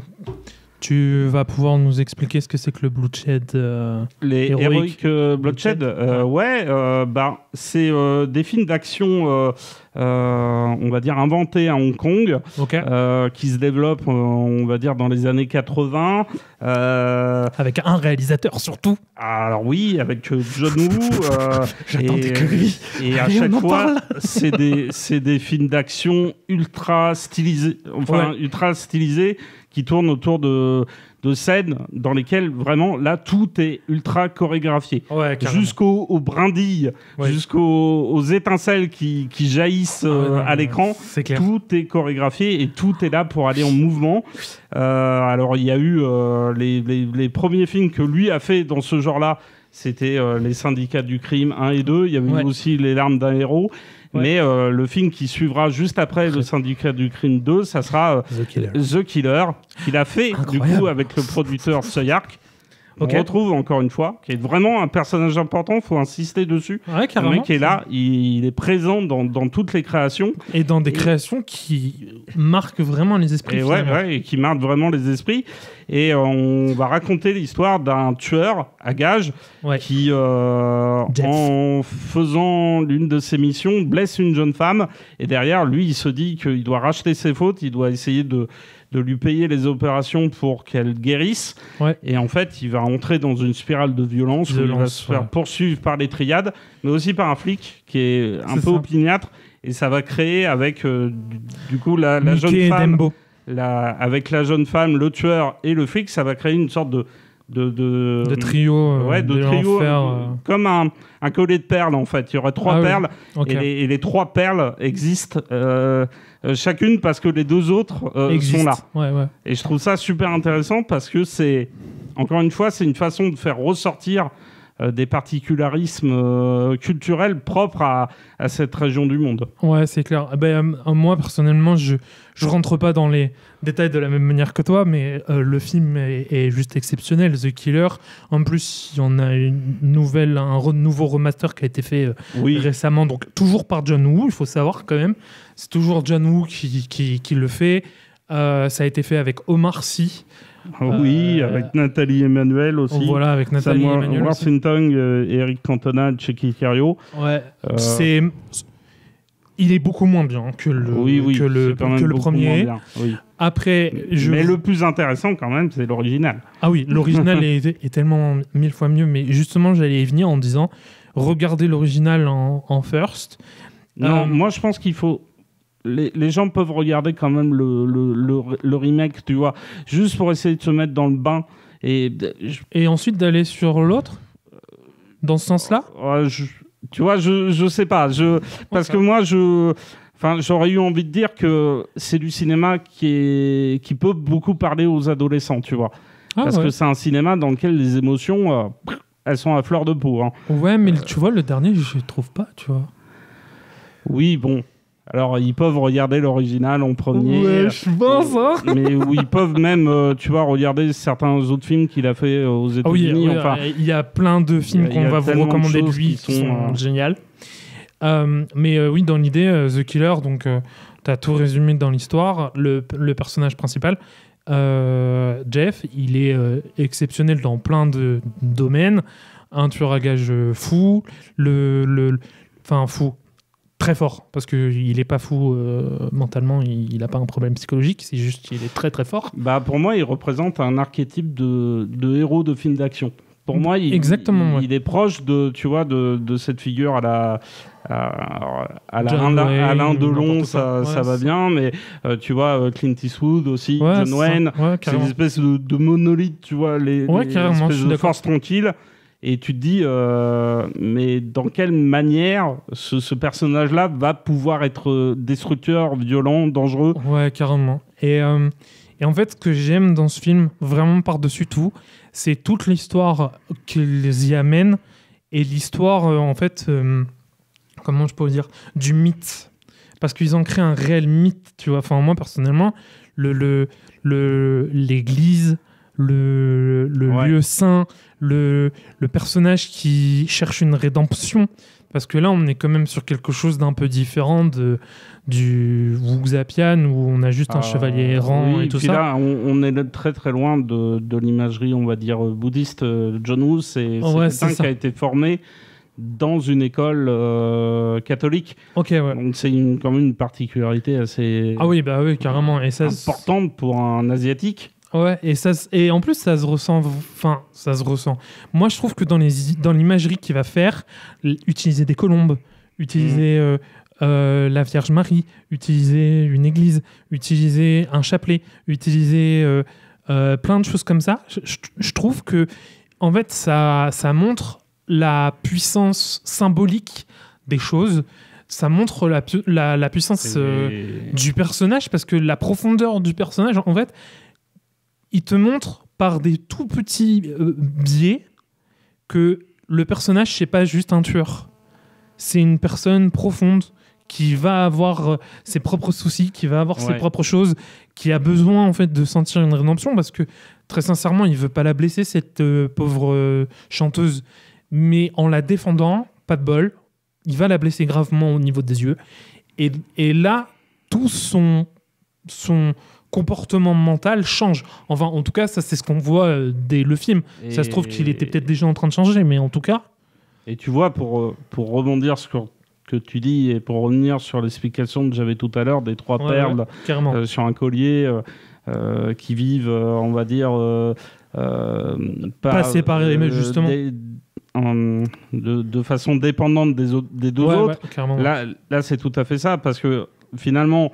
il blesse la jeune femme, donc il essaye d'avoir une rédemption, mais le policier qui le poursuit et qui le prend tout d'abord pour un tueur, un criminel fou dangereux, va finir par essayer de comprendre d'abord la jeune fille, de comprendre son univers et en fait d'avoir une lecture en fait du personnage avant de le rencontrer. Il l'idéalise. Carrément. Et là-dedans, on retrouve en fait des traces du Wuxapian, parce que on retrouve des traces de ce que pouvait faire Chanchet, par exemple. Il y a vraiment l'idée de personnages qui sont d'abord, on va dire, des forces contraires, qui finissent par se rejoindre et par se compléter, se lier, mais aussi s'assimiler, tu vois. Parce que le film est une tragédie, et plus le film avance, plus on sait que ça va mal se terminer. Et ce qui est intéressant, c'est qu'il y a cette logique qu'au bout d'un moment, l'un des personnages va devoir récupérer pour lui la souffrance des autres, et va devoir la faire sienne pour terminer en fait le parcours. Et ça, c'est quand même super intéressant. Et c'est une logique qu'on va retrouver derrière dans tous les films qu'il va faire, même le remake, le dernier, même si c'est moins, tu vois, c'est moins abouti, explicite. C'est moins fait de façon organique. Mais moi, je pense par exemple à des films comme Broken Arrow, qui était une copie totale de Die Hard, ou à Volteface, tu vois, avec John Travolta et Nicolas Cage. S'il te plaît. Et tu vois, là c'était pareil, c'était super, parce que une balle dans la tête. Il reprend l'archétype du film d'action avec le méchant qui poursuit un héros, ou vice versa, et en fait ces deux figures qui sont contraires vont finir par se rejoindre, et dans Volte-Face, elles échangent leur visage, elles échangent leur identité. Donc d'un coup, tu passes du film d'action, on va dire un peu lambda, au thriller de science-fiction, dans lequel on réfléchit sur l'humanité, l'identité d'un tout à chacun, et dans Broken Arrow, qui est littéralement derrière Like, tu as cette logique de tout axer sur la confrontation, en fait. Ouais, je vois ce que tu veux dire. Et de tout ramener à ça, ce qui est quand même le plus important quand tu es spectateur de films d'action. Tu viens aussi pour la baston, pour la bagarre. Oui, carrément. Puis avec John Woo, t'es servi, quoi. Parce que là, ça défouraille dans tous les sens, ça tire. En fait, t'as l'impression que les munitions sont infinies. T'as l'impression que les scènes d'action ne pourraient jamais se terminer parce que ça va tirer pendant... Parce que c'est un univers de cinéma aussi, tu vois. C'est ça. Et ça s'affranchit totalement des logiques du réel. Exactement. Et moi, j'aime trop comme Tarantino. Tu vois, on sait que quand tu regardes un film de Tarantino, tu vas regarder du tarantinesque. Et tu vas pas aller chercher à regarder du Spielberg parce que tu as été voir un film de Tarantino, en fait. Et d'ailleurs, tu vois, l'autre personnage, le personnage du flic, moi je trouve ça intéressant parce que tu vois, si Chow Yun-fat représente, on va dire, le genre de masculinité, mais pas le bien, tu vois, une masculinité, c'est un anti-héros, c'est un personnage dont tu peux douter. Mais moi, ce que j'aime bien, c'est que c'est un personnage tu vois, c'est un monolithe, quoi. C'est à la Stallone, à la Clint Eastwood. Mais Danny Lee, lui, il joue une sorte de héros à la John McClane, à la Martin Riggs, tu vois.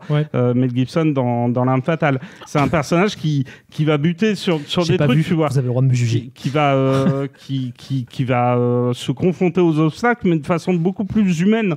Ouais, carrément. Il va recevoir vraiment de plein fouet certaines choses qui sont très très dures. Et moi, je trouve que là-dedans, tu trouves aussi le passage avec l'enfant. Et tu retrouves la logique des scènes d'action. Parce que les scènes d'action te racontent les personnages. C'est ça, exactement. Et c'est incroyable, quoi. C'est vraiment... c'est du cinéma avec un langage visuel, une grammaire visuelle vraiment très importante. Ouais, je suis d'accord avec toi. Et ça, c'est pareil, il faut aller le redécouvrir. Ou le découvrir pour ceux qui ne connaissent pas. Franchement, on vous y invite très fortement.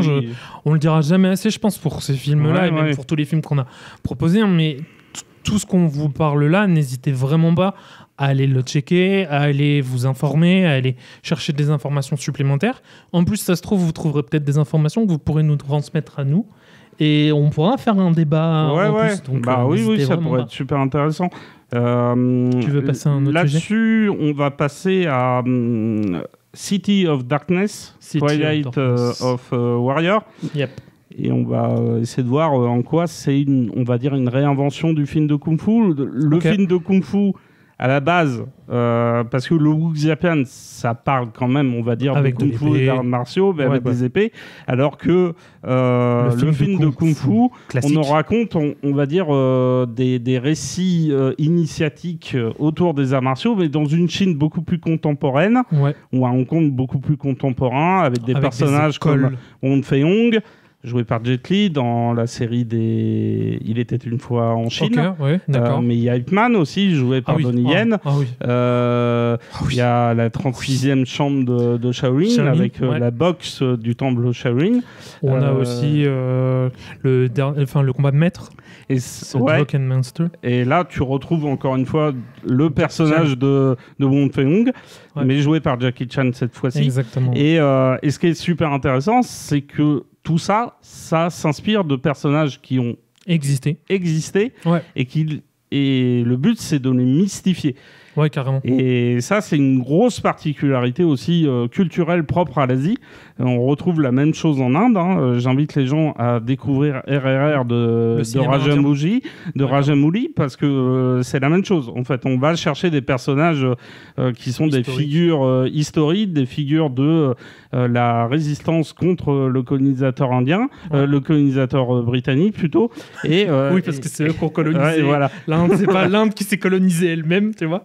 Mais du coup, ce qui est rigolo, tu vois, c'est d'avoir cette ce fait d'aller chercher des vraies figures réelles pour les investir de quelque chose de purement cinématographique et les emmener vers autre chose, quoi. Et pour les emmener vers un mythe, finalement, parce que, encore une fois, pour moi, je trouve que Ip Man, par exemple, avec Donnie Yen, pour moi, c'est un mythe. Tout comme les films de Bruce Lee, tous ces films, Bruce Lee, c'est un mythe. C'est une personne légendaire, tu vois. Genre, pour moi, c'est presque un demi-dieu sur Terre avec tout ce qu'ils ont fait, parce que la plupart des cascades, c'est eux qui les font. Enfin, Jackie Chan, il a vraiment fait toutes ces cascades dans tous les films qu'il a fait. Et la plupart des maîtres de kung-fu le font aussi. Et je trouve ça juste génial, parce que, en fait, ça apporte un réalisme de plus au film. Et ça amène une sensation de comment je pourrais dire ça. Ça rajoute une dimension supplémentaire. Tu vois, c'est comme le fait que beaucoup de ces stars, de ces actrices, de ces interprètes là-bas sont des chanteurs de pop. Et à côté, ils enregistrent, on va dire, les tubes qui vont faire la promo du film. Donc Jackie Chan en tête, lui, il a fait ça pour quasiment tous les films de sa carrière. Donc c'est génial d'avoir à côté la musique qui nous parle de ça. D'ailleurs, il y a une très très jolie chanson qui est rattachée au titre The Killer. Pareil, on la mettra en description. Elle est génialissime. Je sais de laquelle tu parles. Et elle est vraiment ultra poétique. Et City of Darkness, Twilight of Warrior, ça parle de quoi ? Alors, ça parle d'une ville qui a existé à Hong Kong. Alors, il y a des années. Kowloon, exactement. Donc ça a existé, mais l'histoire qui s'y passe, c'est une histoire qui a été totalement inventée. Enfin, en tout cas, on peut supposer que ce serait passé. C'est adapté d'un manga. Ah, c'est adapté d'un manga. Oui, c'est adapté d'un manga. Mais c'est génial, c'est génial. En fait, donc Kowloon, c'est quoi ? C'est une ville qui a été. C'est une sorte de bidonville. Ciel ouvert. C'est un amas de maisons qui sont construites les unes au-dessus des autres, et c'était le repère des triades. Voilà, et en fait, donc c'est une ville sans loi, parce que, enfin, la loi des forces de l'ordre, je parle, parce que du coup, il y avait les lois des triades. Et en fait, là, on va suivre l'histoire d'un personnage qui s'appelle, donc, je suis désolé, je vais écorcher son nom. Sinon, tu pouvais dire que c'était un migrant, ça aurait été... c'est un personnage qui migre, effectivement, c'est vrai, c'est un migrant qui, du coup, vient donc d'un autre pays, qui arrive à Hong Kong, et donc dans la cité de Kowloon. Donc au début, il n'est pas à Kowloon, il va se faire alpaguer par une triade. Il lui promet en fait une carte d'identité. Une carte d'identité qu'ils vont jamais lui donner. Il vole son argent et il lui refile une carte d'identité en carton, quoi. C'est ça, et donc il va partir parce qu'il était dans leur repère, il va partir avec un sac dont il pense avoir une grosse somme d'argent à l'intérieur. Partir, et il va se retrouver donc dans Kowloon, et il va se rendre compte que c'est pas de l'argent, que c'est autre chose, et il va du coup se retrouver dans la ville opposée, qui eux veulent... Qui est géré par un autre gang. Voilà, et qui va du coup le mettre sous son aile. C'est ça, ils vont l'intégrer au fur et à mesure du film, du récit. Et en fait, là... Pour ce film-là, je trouve qu'on va passer par toutes les émotions possibles et imaginables, parce qu'on va avoir la fois du moment où on va se dire « Waouh, mais ça, c'est trop mignon. Waouh, ça, c'est méga triste. Waouh, ça, c'est rigolo, parce que là, on sent qu'ils ont fait un truc un peu fun. C'est surtout qu'il va... Sun Sheng, du coup, le réalisateur, lui, il est allé chercher différents genres qui n'allaient pas forcément de pair ensemble. Donc, il y a du film de kung-fu, il y a du film polar, il y a du drame social, il y a du wuxia-pian. Tout ça habite, en fait, dans un même univers fait film. Et c'est super intéressant, parce que ça va de pair, on va dire, avec le décor qui nous est représenté, qui est un amas de fils de fer, de béton, de tôle. Et de la même façon, de la même façon, ce décor est créé de briques et de broc. Le film est créé de différents genres qui se répondent les uns avec les autres. C'est ça. On retrouve la thématique importante qui est dans énormément de films de kung-fu, qui est la filiation avec le père, avec le maître, le lien entre le maître et l'élève. Mais là, au lieu d'avoir des écoles de kung-fu, on a différents gangs. Ouais, c'est ça. Et durant la première heure du film, ceux qui ont leur place, on va dire, vraiment centrale dans l'intrigue, c'est... le gang de Cyclone. C'est surtout que c'est les chefs, en fait. C'est les chefs, c'est les pères, c'est les maîtres. Ouais, et je trouve que c'est intéressant parce qu'à l'époque à laquelle nous on vit, qui est une époque où tout le monde se cherche un peu, tout le monde dit si ça se trouve dans 100 ans l'humanité elle sera perdue. Encore différente. Moi je trouve que c'est intéressant d'avoir ce film-là qui raconte en fait les turpitudes de deux générations qui essayent, on va dire, de chacune de trouver leur voie. Et durant toute la première heure du film, les pères, ils imposent leur façon de faire. Et ils sont joués par des acteurs très connus à Hong Kong, des stars là-bas. Bon, il y a Ronco, il y a Sammo Hung aussi. Ouais, Sammo Hung, il est plus connu quand même. Ah par chez nous, oui, il est un peu plus connu, mais je pense que tu vois, les fans de films d'arts martiaux. Ils reconnaîtront facilement. Ils reconnaîtront facilement les différents personnages, mais au bout d'une heure, ces personnages-là disparaissent de façon plus ou moins sanglante, tu vois. Et ce qui est intéressant, c'est qu'on a cette nouvelle génération qui est composée d'acteurs qu'on a peu vus, nous, par chez nous, c'est ça. et qui va s'imposer et où on va aller chercher, tu vois, l'espèce de recherche d'identité, la recherche de construction de soi, et à travers des référents, à travers le lien avec le père, à travers le lien à un héritage, mais aussi à travers le fait d'être soi-même un père pour les autres. Il y a une connexion avec une jeune fille. La jeune fille, elle, directement, elle connecte tout ça au drame social. Vous comprendrez maintenant que les films chinois parlent souvent des enfants et de tristesse avec les enfants. Ah oui, non, mais eux, ils ont pas peur, tu vois, d'aller au bout des choses pour te montrer, on va dire, la dureté du monde. Et ce qui est génial, c'est que le film, te prend littéralement par la gorge à plusieurs moments. Il n'hésite pas à aller vraiment chercher des symboliques très très fortes. En même temps, il y a beaucoup de kung-fu au début, il y a beaucoup de kung-fu à la fin, mais il y en a peu au milieu, parce qu'au milieu, il y a tous ces moments avec des personnages qui viennent un peu de partout et qui sont tous déconnectés parce que ils ont pas de chez eux, ils ont pas véritablement et ils se créent leur propre famille. Ils se créent leur propre famille, et moi je trouve ça super intéressant parce que le film te parle de ce que beaucoup vivent aujourd'hui. Et moi je l'ai trouvé hyper universel, très touchant et tout. Moi personnellement, j'ai adoré le film. Je dis juste quand même un truc qui, je pense, pourrait rebuter un peu des personnes, c'est que je le trouvais un poil long. Je pense que si tu enlèves 10 minutes à certains endroits, 10 minutes totales, mais tu vois, genre...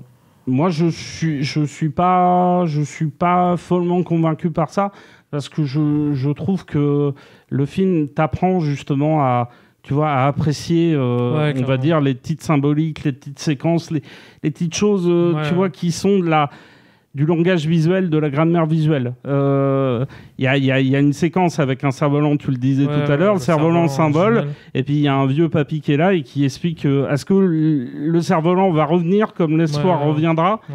Et là, quand t'as ça, tu vois, et que le personnage te dit ça, et que plus tard dans le film, il retrouve le cerf-volant, tu dis c'est le destin. Waouh, c'est trop trop fort. C'est clair, c'est génial. Tout ça pour qui nous amène à la conclusion. La conclusion. Et t'en conclus quoi, toi, Loulou ? Moi, j'en conclus que la matière culturelle chinoise qu'on a pu arpenter ici, elle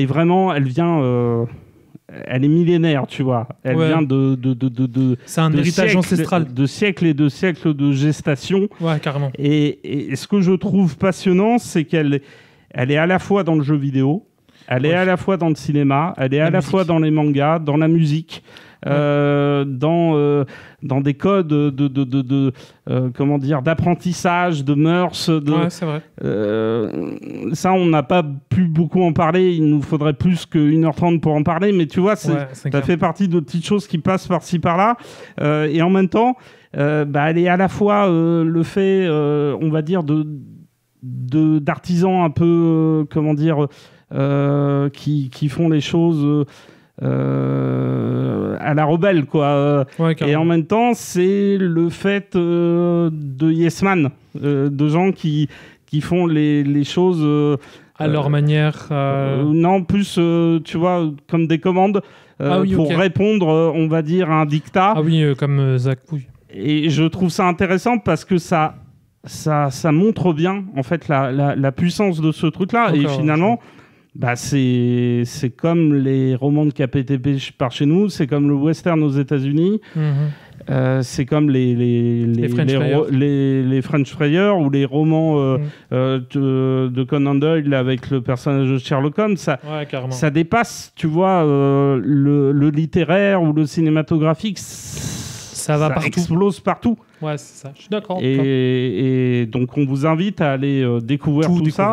Ouais, juste, moi, je proposerais 3 recros en une. D'un côté, la série de jeux Dynasty Warrior, pour ceux qui ont envie de découvrir un peu plus Wu Xiapian. Je pense que Lukio, Dragon Ball Advanced Adventure. Je ne sais plus... le titre exact, mais c'est un film estampillé Dragon Ball et effectivement, Dragon Ball, c'est directement inspiré de la pérégrination vers l'Ouest, donc c'est super bien. Et le troisième, c'est Stranglehold, qui était une sorte de suite à toute épreuve, le dernier chef-d'œuvre de John Woo à Hong Kong. Et on rejouait le mythique personnage de Tequila interprété par Chow Yun-fat. Et on défonçait tout, quoi. Il y a des grosses bastons à 1 contre 100. C'est du grand kiff. Si il vous reste chez vous une vieille Xbox 360 ou une vieille PlayStation 3, n'hésitez pas à le relancer. Voilà. Carrément, je suis d'accord avec toi. Moi, du coup, je vais faire très vite. J'ai une recommandation à vous proposer. C'est un animé qui est sorti d'un manga de base qui s'appelle Sengoku Yuko. Et en fait, on va suivre l'histoire de Shensuke. Donc, c'est un personnage humain qui vit dans un monde où les humains connaissent les Kawatara. Et en fait, les Kawatara, ce sont des démons. Et il va rencontrer 2 autres personnages qui sont une Kawatara et un humain. Et ils ont tous les deux un style de personnage opposé parce que la demoiselle qui est une Kawatara, qui s'appelle donc Tama, et elle aime les humains par-dessus tout et elle veut les protéger, elle veut les sauver, contre son frère qui s'appelle Jinga, qui lui est humain et qui lui veut détruire la race humaine. Et en fait, les 3 vont vivre une expérience ensemble, vont voyager. Et en fait, ce que j'ai vraiment beaucoup aimé dans cet animé, c'est la puissance psychologique qu'ils ont donnée à chacun des personnages, parce qu'on va avoir une vraie évolution de chaque personnage jusqu'au bout. L'animé fait 24 épisodes. Foncez le découvrir, c'est sur toutes les plateformes de streaming d'animé. Vous faites-vous plaisir. C'est un vrai petit banger. Très cool. Avant de se dire au revoir, on doit quand même donner un petit indice. J'allais... Tu m'as coupé, c'est pas grave. Oui, donc ton indice, vas-y. Eh bien, je vais dire hôpital. Moi, je vais dire I am not a terrorist. Ok. Voilà. Et donc, tu voulais dire, je parie, subscribe, like. Oui, ouais. Enfin, moi, je suis pas très angliciste. Donc, oui, likez, commentez, partagez. Un maximum. Enfin, n'hésitez pas à vous... à aller vous intéresser à tout ce qu'on vous a proposé. On vous mettra forcément la liste en description pour que vous retrouviez bien l'ensemble des choses. Et puis, on se retrouve... Eh bien, on se retrouve le mois prochain, tout à fait. Et sachez quand même que je remercie et que je trouve ça trop cool qu'il y a un de nos canapéens qui avait trouvé, avec les 2 indices qu'on avait envoyés la dernière fois, il avait réussi à trouver que c'était Black Myth Wukong. Donc félicitations à toi. Et on remercie tous ceux qui aiment aussi les publications, qui les commandent, comme Latifa. Ouais, carrément. Voilà. Merci à vous tous. On remercie de tout cœur. À la prochaine. À la voyure. À la voyure. Des bisous de nous.